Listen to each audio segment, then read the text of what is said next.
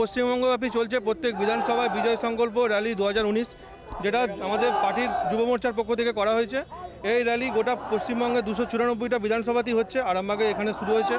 কিন্তু এই র্যালি বাধা দেবার জন্য পুলিশ মন্ত্রী নিজে পুলিশকে ব্যবহার করে আমাদের এই কর্মসূচিকে বানচাল করে দেওয়ার চেষ্টা করেছে। আমরা তার বিরুদ্ধে এখানে বিক্ষোভ দেখাচ্ছি। বিক্ষোভ দেখিয়ে আমরা গণতান্ত্রিক পদ্ধতিতে বিশ্বাস করি, সেই উপায়ে আমরা যে পার্টি অফিসে আমাদের পরবর্তী কার্যক্রম ঠিক করব। আজকে আমার এখানে 500-500 বেশি কর্মী আছে এবং 200 বাইক আছে।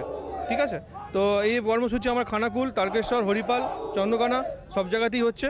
তো এই কর্মসূচি আমরা পালন করে চলেছি, অন্য জায়গাতে মিছিল চলছে। পথ আটকে দেওয়া হলো, আপনারা দেখতেই পাচ্ছেন বিশাল সংখ্যক পুলিশ বাহিনী ভারতীয় জনতা পার্টিকে আটকে দিয়েছে।